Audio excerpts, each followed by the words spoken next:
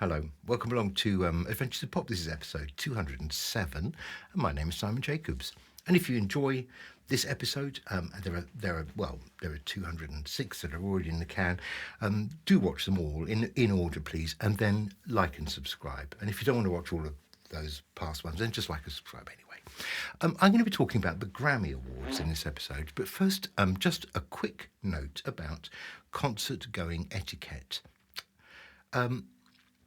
I'm sure if you go to the cinema, you're aware of the fact that it's probably not a good idea to put your phone on in the dark. It's not a good idea to eat very noisily wrapped sweets or gurgle out of your soft drinks can, eat noisy popcorn, or worse still, talk to your friends all the way through the film or say, oh, I know who did it, etc., etc. A couple of us went to a classical music concert the other day at the London College of Music, just behind the Royal Albert Hall, to see a fabulous pianist play Chopin's Etudes. All very good. Okay, that's not really the point, though. The point is that sitting in front of us was a young person, and there were lots of young people in this audience because it is, I think, the audience where people from that college give a performance and are appreciated by their peers, etc. So lots of young people in the audience very, very excited about the performance. It was very good. The girl in front of us, however, was live streaming the whole concert to some friends of hers. Now, I just want to ask you: is that okay? I think it's not okay. I mean, you could actually hear the friends of hers, and even if they shut up, is that an appropriate way to behave throughout an entire concert? I think we're going to have to put some notices up on the wall and have very heavy security coming in, even in the middle of a very quiet classical piece, and grabbing a phone or grabbing a person or both and having them physically removed. Bad behaviour.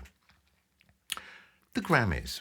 You'll be aware that the Grammys were on Sunday last week, and there's quite a lot to kind of cover in this. It was quite interesting.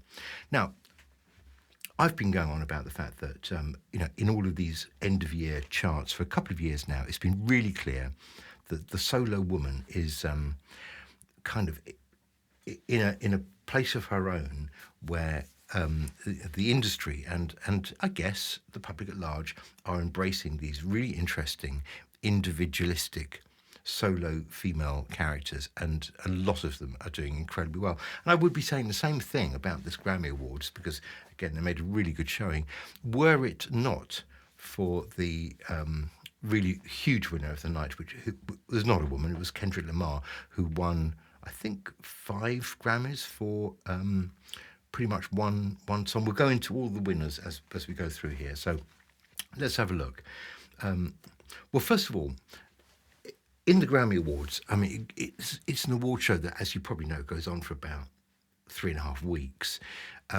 Quite a lot of it, I should imagine, having never watched the whole thing through from beginning to end on television or anything like that, I should imagine the whole thing, if you're sitting through it, is very long and very tedious.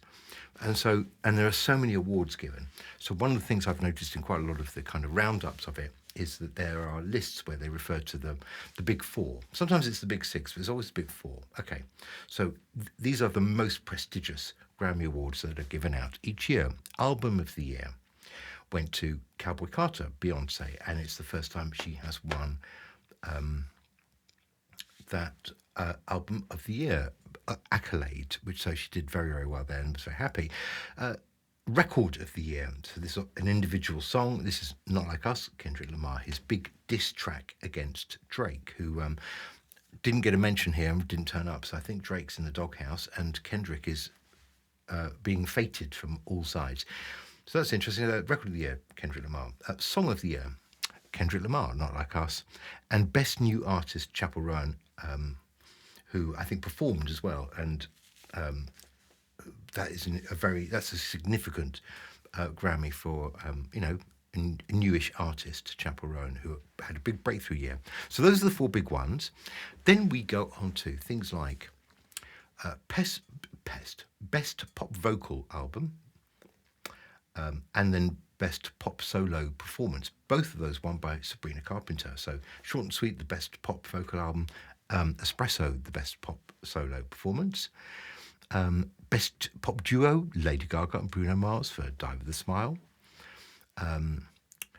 Best dance electronic album, Charlie XCX with Brat. Best dance pop recording, Charlie XCX with Von Dutch. So really, it's women all around, isn't it? Best traditional pop folk album, that's Norah Jones. Best Latin, Shakira.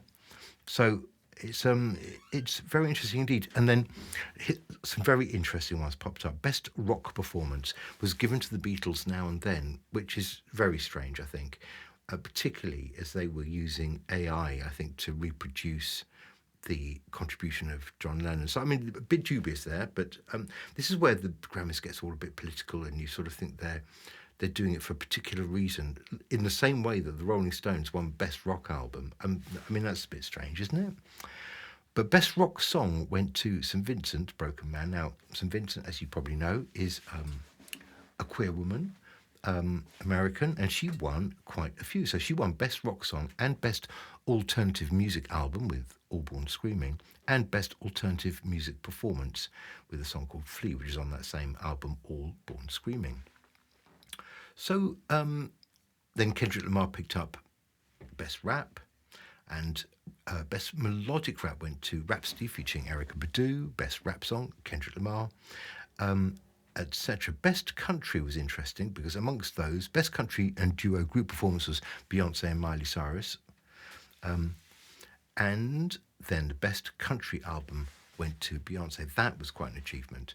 So she got Best Country Album and Best Album, essentially. Best record, whatever they call it. So very good night for Beyonce. Very good night for Sabrina Carpenter. Good night for Chappell Rowan and for Lady Gaga and for St. Vincent, as I say, and also there for Charlie XCX, who got a couple there. So all that's great. As I say, Kendrick Lamar got the most of anyone on one evening there, and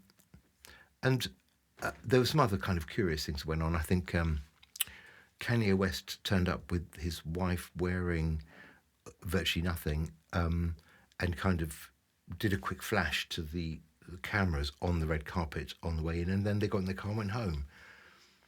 That's quite strange, isn't it? Quite odd behaviour. But there we go. Now look, in this country, we sort of, take a distant look at the Grammys. I don't think we've ever really completely understood the Grammys because, there is just so many.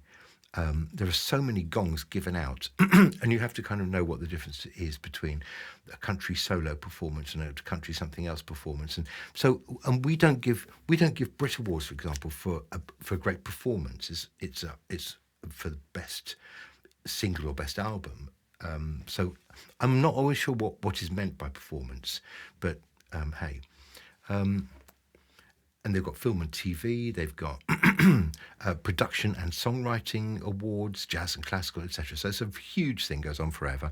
But those are the essential winners. It was interesting that two of the favourites to win quite a lot, Taylor Swift and Billie Eilish, didn't actually win anything at all, but they were apparently there and they were very happy, and Taylor Swift was running around and being everybody's best friend. So, it was a lovely night, and I'm sure next year we'll all be there. Look, thank you very much indeed. I just wanted to, bring you up to date with that. And then we are a couple of weeks off from another new single of mine. There's another Goldhawk Foxes track coming very, very shortly as well. So do stand by. And I'm also thinking of not only sharing some brand new music, but also I've been thinking recently of the songs that I find almost unlistenable. What are the most famous and most popular songs that I can't bear? That'd be fun, won't it? See you next time.